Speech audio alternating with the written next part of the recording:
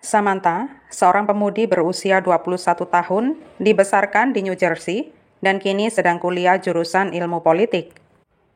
Dia baru saja lulus ujian dan menerima beasiswa penuh ke Universitas Hukum di Philadelphia. Samantha memiliki otak yang cerdas, dia juga baik hati dan ramah. Dia sudah siap menyongsong masa depan yang cerah. Dia sudah lama tidak bertemu teman-temannya karena dia mengisi aplikasi untuk sekolah hukum dan sibuk belajar untuk ujian. Tetapi akhirnya dia bisa bebas sejenak dan bersama teman-temannya, dia menikmati jalan-jalan malam dan mampir ke sebuah bar. Mereka tiba di bar sekitar pukul 12.40 pada 29 Maret 2019.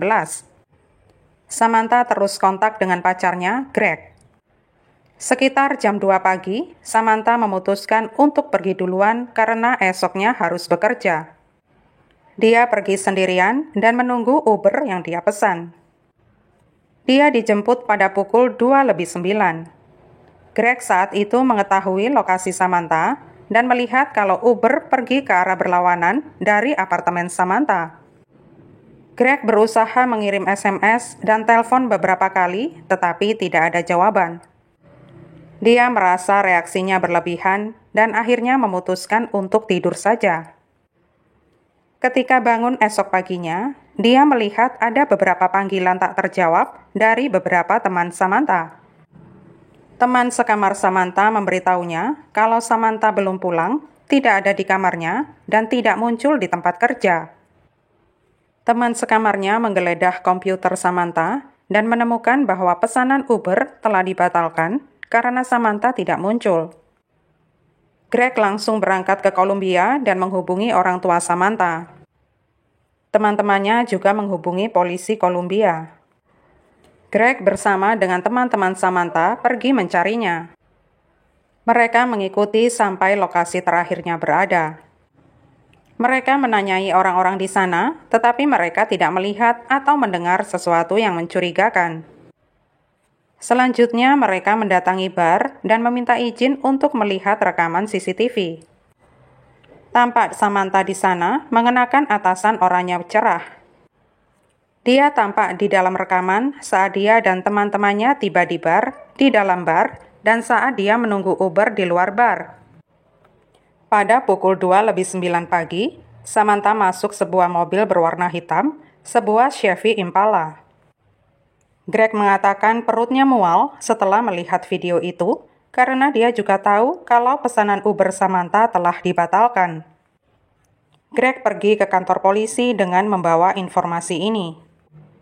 Polisi kemudian bekerja sama dengan sebuah perusahaan bernama Statewide Security. Mereka mendapat rekaman kamera CCTV yang letaknya bersebelahan dengan tempat parkir bar. Samantha tampak jelas masuk ke mobil Chevy Impala hitam. Kamera mengikuti Impala yang berhenti di tempat parkir lalu berputar balik. Polisi meyakini bahwa pengendara mobil itu bisa melihat Samantha berdiri sendirian dengan sangat jelas. Mobil itu segera mendekati Samantha dan bahkan sampai menabrak trotoar ketika hendak berhenti tepat di depan Samantha. Setelah Samantha masuk, mobil langsung melaju keluar area tersebut dan terakhir tertangkap kamera sekitar 2 km jauhnya. Mobil ini langsung dirilis dan semua penegak hukum tahu kalau mereka harus menepikan Chevy Impala manapun yang cocok dengan deskripsi kendaraan tersangka. Polisi menelpon kedua orang tua Samantha, Seymour dan Mercy. Mereka dimintai tolong agar memeriksa catatan bank Samantha. ATM Samantha telah dipakai 2 kali. Yang pertama digunakan di ATM di luar kota sekitar 69 km dari Columbia, dan yang kedua di Columbia. Tersangka 2 kali gagal memakai ATM Samantha. Polisi segera meminta rekaman CCTV bank. Tampak tersangka, yaitu seorang laki-laki, terlihat mengenakan pakaian gelap, sarung tangan, dan kerudung untuk menutupi wajahnya. Sekitar 14 jam setelah Samantha menghilang, 2 pemburu kalkun menemukan mayat seorang wanita di sebuah kota kecil. Tubuh itu cocok dengan deskripsi Samantha dan kemudian diidentifikasi secara positif sebagai Samantha. Dia mendapat 100 kali tikaman dan terdapat berbagai luka di sekujur tubuhnya. Polisi segera mengabarkan hal ini kepada Gary, orang tua, dan teman-teman Samantha. Pada 30 Maret 2019, petugas Jeffrey sedang mencari kendaraan tersangka. Dia mengatakan baru saja keluar dari markas saat dia melihat sebuah Chevy Impala hitam. Dia menepikan mobil itu dan memberitahu pusat tentang pemberhentian itu. Kamera mobil sang petugas merekam saat dia terdengar bertanya kepada pengemudi supaya menunjukkan SIM-nya. Si pengemudi bilang tidak ada karena hilang di sebuah klub.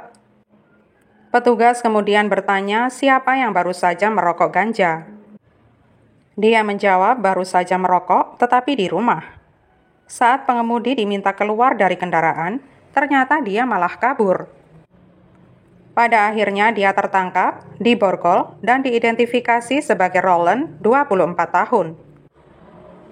Polisi pun memiliki alasan untuk menggeledah mobilnya. Di dalam mobil Roland, polisi menemukan gantungan kunci pink dengan USB terpasang, iPhone berwarna keemasan, dan banyak darah. Kursi belakang, sandaran kepala, bahkan kursi pengemudi dan bagian dalam pintu berlumuran darah. Di bagasi terdapat pakaian berdarah.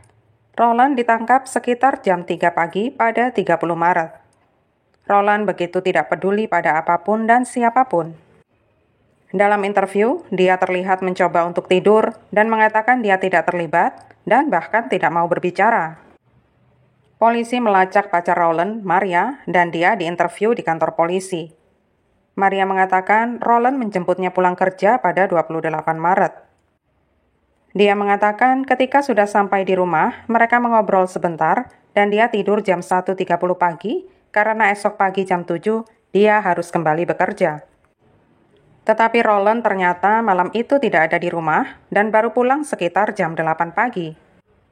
Surat perintah penggeledahan atas rumah Maria turun. Di tempat sampah di belakang rumah, polisi mendapat lebih banyak pakaian berdarah, tisu kertas berdarah, perlengkapan pembersih, dan senjata pembunuhan yang merupakan alat serbaguna. Darah Samantha ada di semua barang ini. Maria mengaku dia melihat Roland membersihkan darah di mobil, tetapi dia tidak memanggil polisi karena takut.